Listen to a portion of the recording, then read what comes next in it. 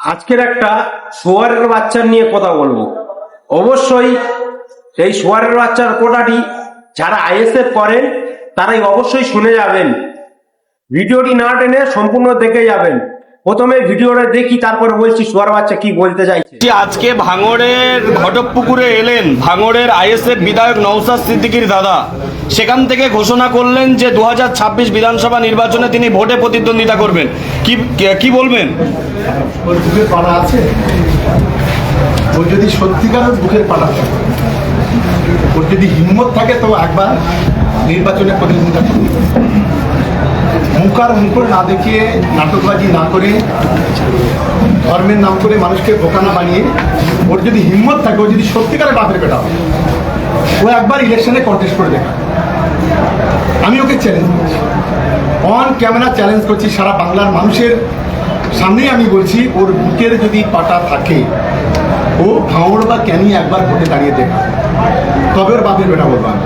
নওশাদ সিদ্দিক বিভিন্ন জায়গায় দীর্ঘদিন ধরে জনসংযোগ করছেন, আর আজকে একই দিনে নওশাদ সিদ্দিকী এলেন, তার দাদা আব্বাস সিদ্দিকীও এলেন। মোটামুটি আর 5-6 মাস বাকি রয়েছে বিধানসভা নির্বাচন, তার আগে দুই ভাইয়ের আশা এবং বহু মানুষের জনসমাগম। কি বলবেন? দেখুন, সবচেয়ে আমাদের বড় লজ্জা কোথায় জানেন? আমরা যারা মুসলিম পরিবারের সদস্য, যে নবী দিবসের মঞ্চটাকে রাজনৈতিক স্বার্থে ব্যবহার করে। নবী দিবসের মঞ্চে থেকে চোর চোর করে চিৎকার করে, যাদের বাপ চোর, যাদের 14 গোষ্ঠীর চোর, যে দল করছে তার 14 গোষ্ঠী চোর, তার 14 গোষ্ঠী জল তোলা, তারাই আবার বলে আমাদের বলে চোর। এটা হচ্ছে সবচেয়ে বড় কথা।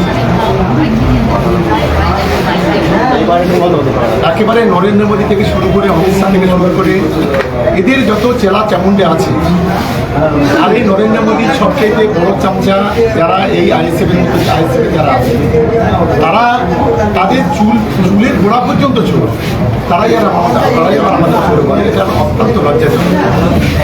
তবে একটা জিনিস আমরা ঠিক করে নিয়েছি, রাস্তায় যখন যেতে হবে আমাদের এখন হাতে একটা করে ওই একটা লাঠি রাখতে হবে। কারণ এই যে কুকুরমাদুর যেভাবে মানে ঘেউ করছে, এই কুন্দির কামড়ে দেবে, যার কারণে আমাদের সতর্কতা থাকতে হবে, সজাগ থাকতে হবে। এটা অন্তত আমার বলে দিচ্ছে।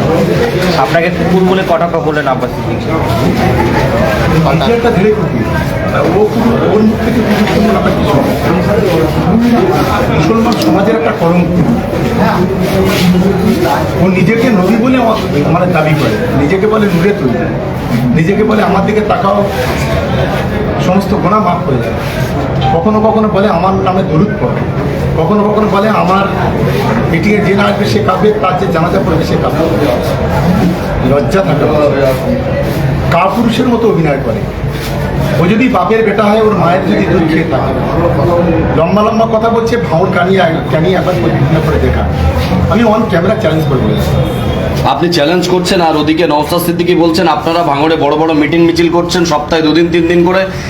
বারাইপুর, সোনারপুর, ক্যানিং, রাজারহাট, নিউ টাউন, হাড়োয়া থেকে আপনারা লোক ভাড়া করছেন সকদা। সেটা তো ভাঙড়, এই বারাইপুর, ক্যানিং, সোনারপুর, নিউ টাউন, রাজারহাট, হাড়োয়ার, সেখানকার লোকেরা জানে যে তারাই মিটিং এসছে।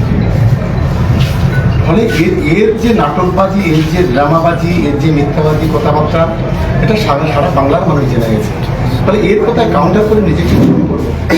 শুধু তাই নয়, যে অভিষেক ব্যানার্জি বা মমতা ব্যানার্জির কাছে নাম কেনার জন্য এই ছবিগুলো ব্যবহার করা হয়, যে এত লোক আমার পিছনে আছে, এটা দেখানোর চেষ্টা করে। অভিষেক ব্যানার্জি মমতা ব্যানার্জির কাছে নাম কেনার তো আমাদের কোনো দরকার নেই। অভিষেক ব্যানার্জি মমতা ব্যানার্জি জানে আমরা কি আমাদের কাজ করি, আমাদের শক্তি কতটা বেশি আর কতটা কম, এটা অভিষেক বন্দ্যোপাধ্যায়, মমতা বন্দ্যোপাধ্যায় জানে। এটা কোনো মিছিল দিয়ে আর কোনো মিটিং দিয়ে এসবগুলো হয় না। এটা রাজনীতিতে এটা হয় না, এসব অন্য কিছু নয়। এটা মানুষের মেয়ের সঙ্গে মিথ্যা কথা বলে প্রেম করা নয়, মানুষের মেয়ের সঙ্গে মিথ্যা প্রতিশ্রুতি দিয়ে 3 বছর ধরে তার কাছে শোয়া নয়, 3 বছর ধরে প্রতিশ্রুতি দিয়ে তাকে ব্যবহার করে তাকে ছুঁড়ে ফেলে দেওয়া নয়। এটা হলো পলিটিক্স। পলিটিক্সে এসব চলে না, আবেগের কোনো জায়গা নেই। এটা ওকে প্রথম মনে রাখা উচিত। সরাসরি আব্বাস সিদ্দিকী বলছেন যে সৌগত মোল্লা ভাঙড়ে ক্যানিং ছেড়ে ভাঙড়ে এসে সপ্তাহে 4 দিন করে মিটিং করছেন। এবারে 2 ভাই এসেছি, সপ্তাহে 7 দিন মিটিং করলেও সৌগত মোল্লাকে হারাবো ভাঙড় থেকে, চ্যালেঞ্জ ছুড়ে দিলেন। তো ওদের যদি ঘর ভাড়ার অসুবিধা হয় আমি দুটো ঘর ভাড়া করে দিচ্ছি, ওরা থাক এখানে রাত দিন ধরে মিথ্যে কথা বলুক, তারপরে কিন্তু ভালো তৃণমূল কমে যাবে। এটা আমার অন্তত আত্মবিশ্বাস। কি আব্বাস সিদ্দিকী মিথ্যে কথা বলছেন? 100% যা কথা বলে তার 99% মিথ্যা। আমাদের ইসলামে একটা কথা আছে, যারা আমাদের ধর্মগুরু হয় তাদের একটা অংশ তারা মানে জান্নাতে যেতে পারে না। কারণ তাদের ধোঁকাবাজি তারা যেতে পারে, তারাই প্রথম জাহান্না হয়ে যাবে। আমি মনে করি এই যে মিথ্যাবাজি দালালরা যারা আজকে মিথ্যা কথা বলছে, প্রথম জাহান্নাম যাবে এরা জাহান্নামের একেবারে কীট বলে আমি অন্তত মনে করি। গতকাল নবী দিবসের মঞ্চ তৈরি হচ্ছিল, সেখানে কিছু আহলে সুন্নাতুল জামাত আব্বাস সিদ্দিকীর লোকজন ছিল। আপনি কোনো কাজ ছেড়ে বাড়ির দিকে রওনা দিচ্ছিলেন, সেখানে আপনাকে দিয়ে চোর আপনি কি চুরি করেছেন? এখন এগুলো কার কোথায় কোন কমিটির লোক ছিল আমি জানি না। আমি যখন রাস্তা দিয়ে যাচ্ছিলাম কিছু কুকুর যেগুলো করছিল, আমি একটু দাঁড়ালাম, দাঁড়িয়ে একটুখানি প্রোটেস্ট করলাম, চুপ হয়ে গেল, তারপর আমি আস্তে আস্তে চলে গেলাম। ফলে এটা কাদের সমর্থক ছিল কি ছিল জানি না। আমি যেগুলো করছিল এবার যেগুলো কারা করে এটা যে মূলত সৌগত মোল্লাকে কি ভয় পেয়েছে তারা চুপ হয়ে গেল? তা তো জানি না। আমরা রাস্তায় কুকুর থাকে, তারা মাঝে মাঝে যেগুলো করে এটা এছাড়া অন্য কিছু না। যে আজকে হঠাৎ করে একদিকে নওশাদ সিদ্দিকী একদিকে আব্বাস সিদ্দিকী, তার ফাঁকে বিধানসভা কমিটি নিয়ে একেবারে 6 লেন ভাঙড়ের একেবারে নিউ টাউন লাগোয়া হাতিশালাতে আপনার প্রোগ্রাম করলেন, মূলত কি তার কাউন্টার দিতে?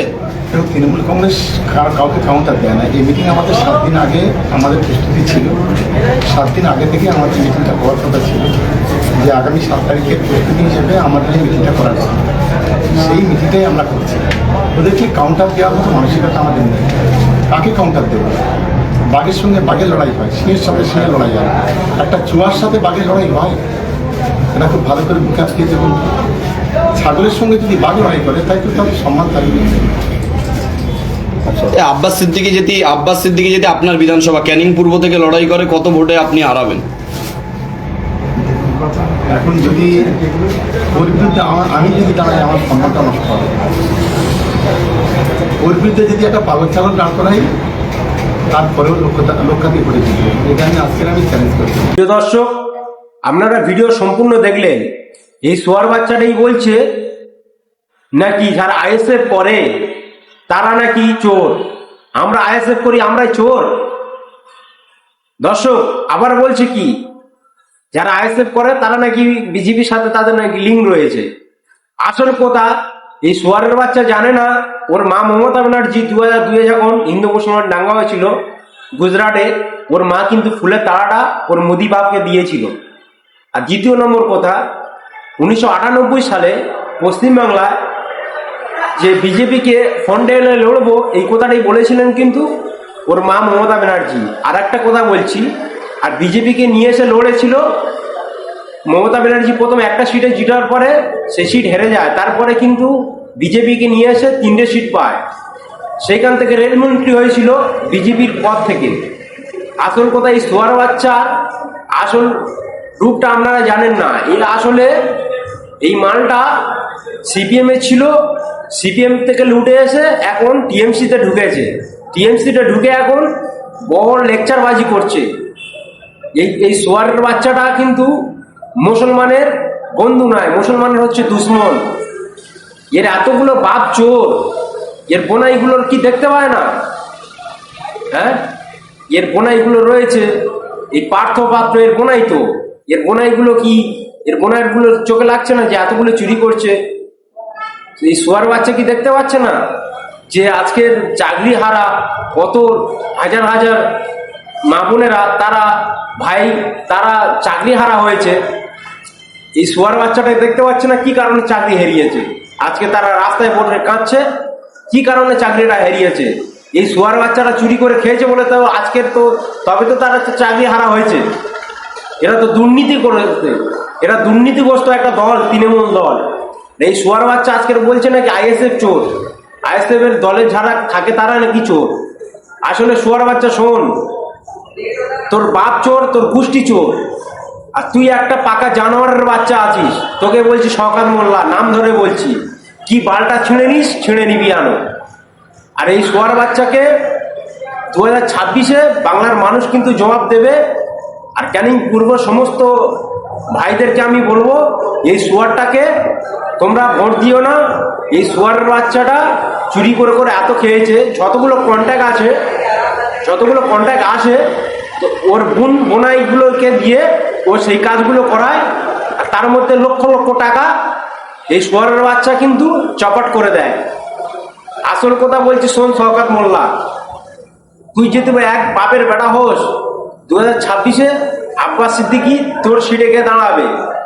তুই এক বাপের বেটা হলে ওই সিটে তুই দাঁড়াবি। তুই বলছিস যে আব্বাস সিদ্দিকী ওর বিরুদ্ধে দাঁড় করাবো, পাগল ছাগল না, তুই একটা পাগলের বাচ্চা। তুই প্রথমে দাঁড়া আব্বাস সিদ্দিকীর বিরুদ্ধে, তারপরে দেখা যাবে দুধ কা দুধ আর পানি কা পানি। আসলে শুয়ার একটা কথা তোর বলি শোন, এর আগে যতগুলো ভোট হয়েছে মানুষের কোরআন শরীফ তো মাথা ছুঁয়ে দিয়ে তো ভোট নিয়েছে তোর দল। তোরা তো মানুষের পায়ে ধরে ভোট নিয়েছিস। হিন্দু মা বোনদের তাদেরকে তো তোরা তো মসজিদে এই মন্দিরে তুলেছিলিস। তোদের তো কতটা ক্ষমতা সে তো বাংলার মানুষ দেখছে সমস্ত জায়গাতে, বুঝতে পেরেছি। টিএমসি পার্টি আসলে চোর, সেটা বাংলার মানুষ সবাই জানে। তাই এরা কি করেছে, 2024-এ ভোট আসে, যখন পঞ্চায়েত ভোট আসে, আসলে মানুষকে এরা যে না বিশ্বাস করতে পেরে মন্দিরে মসজিদে তুলে এরা ভোট নিয়েছে। আর একটা কথা, লাস্টে দেখছে যে সুর খুব খারাপ, লাস্টে ছাপ্পা মেরে ভোট নিয়েছে। আমি সবুজ আছি, ভিডিও ফুটেজ আমার কাছে রয়েছে, ছাপ্পা মেরে ভোট নিয়েছিস। আর শুয়ারের বাচ্চা বড় বড় কথা বলছিস, হ্যাঁ?